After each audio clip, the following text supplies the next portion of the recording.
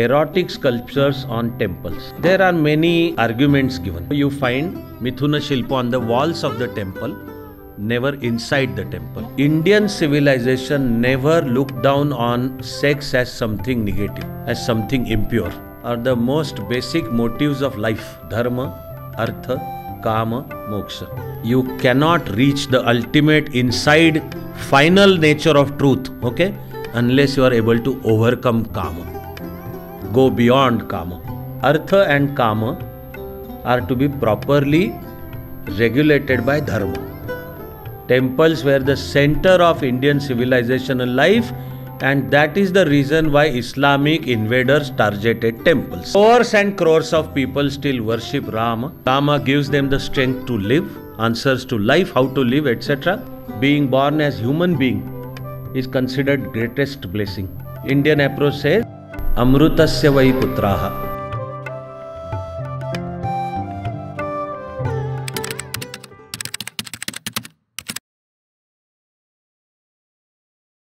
Erotic sculptures on temples.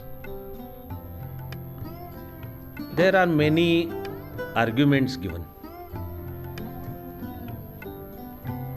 So one of them is they are seen as downfall of Indian civilization. So some experts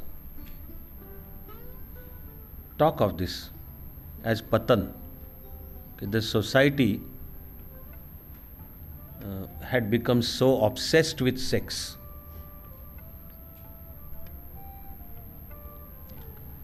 that even temple walls depicted sex, human sex. That is also explained as one of the reasons why India's energy was sapped. Therefore, one of the reasons why then India fell for Islamic invasion, couldn't resist, couldn't oppose. This, I must tell you, is none other than Vivekananda. While he himself is aware of its philosophic implications, etc., but of course this one argument comes from Swami Vivekananda. There is another argument that because of deep influence of Buddhism, people were becoming bhikkhus, Bauddha bhikkhus, especially men again. And when entry for women also was thrown open. But they were diverting from married life. And that was beginning to create a population problem, that the new generation wasn't coming up as it should. Okay? Therefore, to encourage people, okay, to sort of seduce people, okay, to deliberately enhance their sexual feelings so that they take to this activity, which will then result into the new generation being born. This is one of the arguments. Why were they and depicted on temples? Temples were centers of social life. That fact is there unquestionably, mind you. Absolutely unquestionably. That is what Romila Thapars and maybe even Upinder Singhs won't tell you. And I'm afraid especially the Romila Thapars of history would actually pervert the temples, would justify the Islamic destruction of temples. My most respectful word for them is bullshit. For all thousands of years of Indian civilization, temples were the centers of social life. Okay? Not only that they were centers of social life, temples were centers of education. Every temple was an educational institution.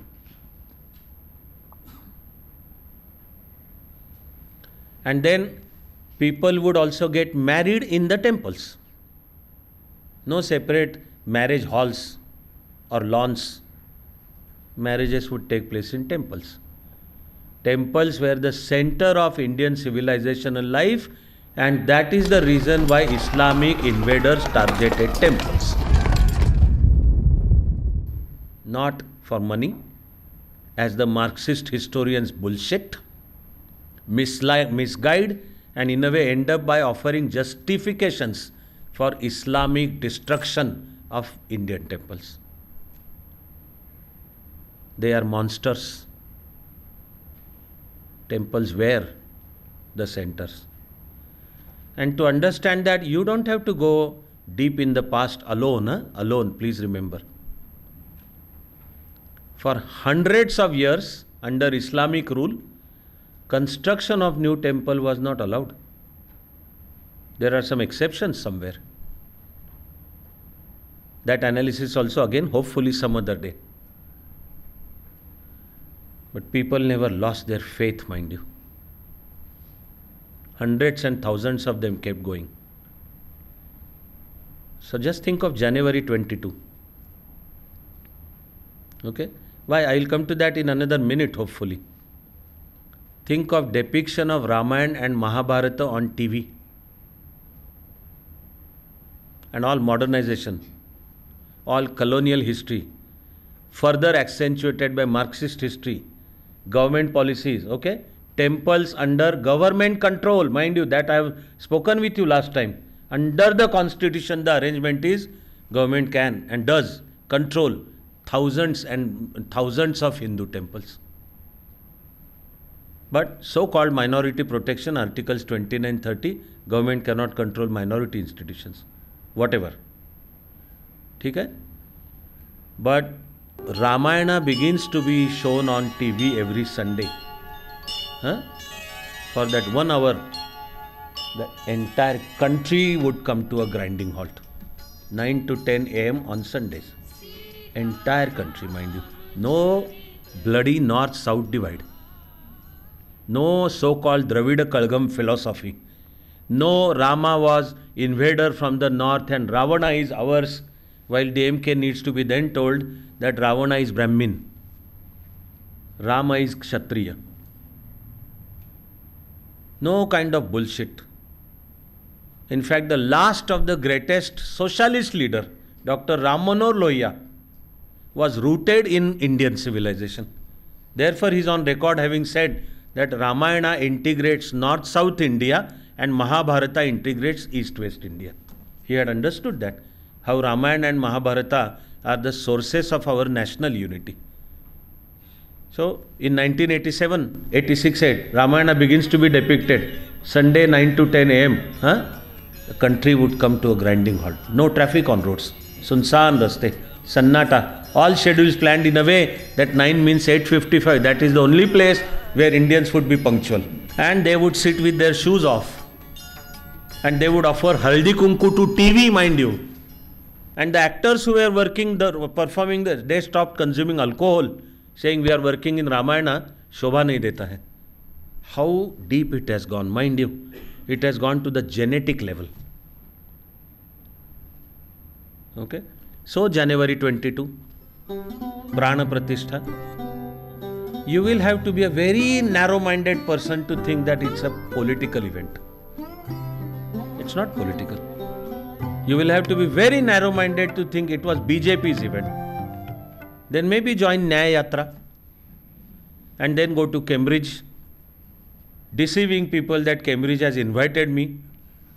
But thanks to social media, the truth comes out that they had paid some money, hired a hall at Cambridge and some 25 students were going to gather.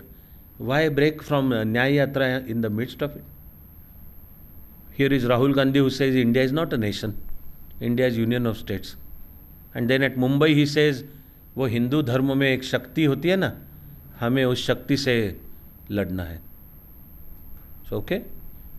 That is what the Indian progressivism, Purogami, and the so-called secular socialism has come to. But irrespective of party colors, mind you, crores and crores of people still worship Rama. Rama gives them the strength to live, answers to life, how to live, etc. So the moment that temple is to come, okay, forget the religious part. See how the economy takes off. Average 100,000 visitors to the temple. It is economy. Okay? but under the misconceived notion of secularism, for the larger part of post-independence period, governments neglected development of Tirtha Kshetras.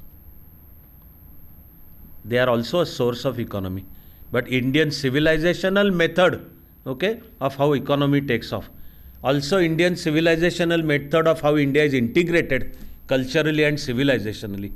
That from any part of the country, people keep going to different parts of the country, not as tourists, not to go to luxury resorts, but to visit places of worship. Okay? But a Tamil person invariably comes to Kashi and feels integrated. And North Indians go to Rameshwaram or Kanyakumari. The simple source of India's civilizational unity is deliberately misconceived by these colonial historians first, who actually understood source of India's unity. They wanted to break that unity, so they distorted. Marxist historians of independent India continued it. They don't understand simple truths, like there is Shiva in Kashmir and Shiva at Kanyakumari. Shiva from Mount Kailasa, and there is Kanyakumari waiting for him at Tamil, at the last tip of, and I can go on like this for even for an introduction for 2 hours. Temples were and have always been the centers of Indian civilization. So this second argument I told you, that bhikkhus or sannyasis, so Gruhasthashram was breaking down and India needed some population growth. Third argument was what is called as the Shakta Sampradaya. Shakta Sampradaya.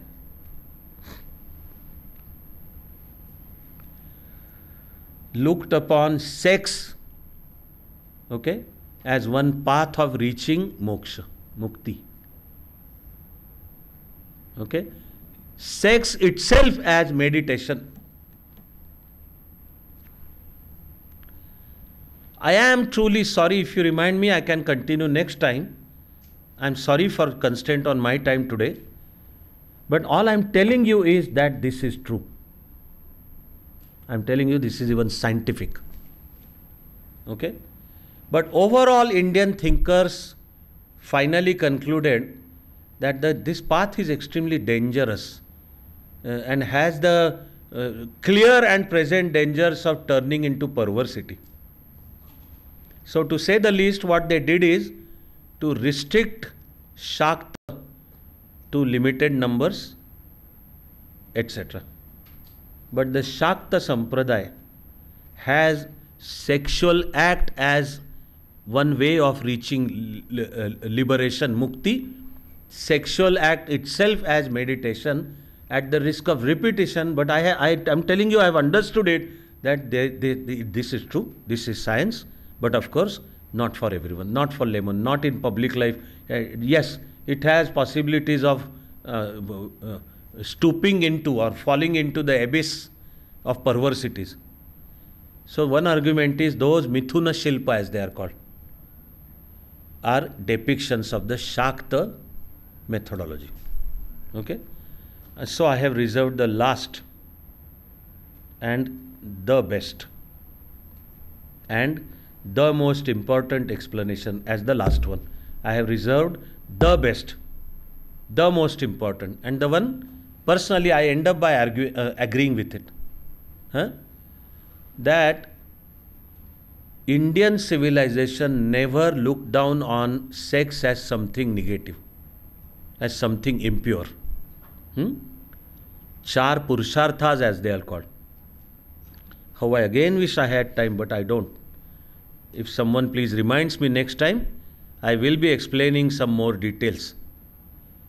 Dharma, Artha, Kama, Moksha. These are 4 Purusharth, as they are called.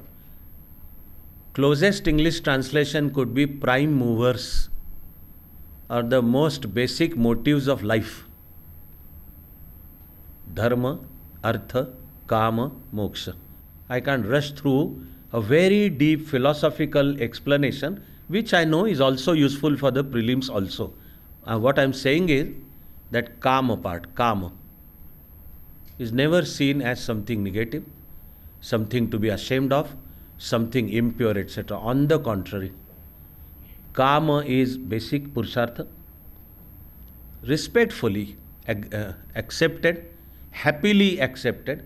Okay, Bharatiya philosophy only says artha and kama are to be properly regulated by dharma. That details I will explain later on. But kama is never, it's a positive this thing. Okay, the one who studied kama shastra is also called Rishi in Indian tradition.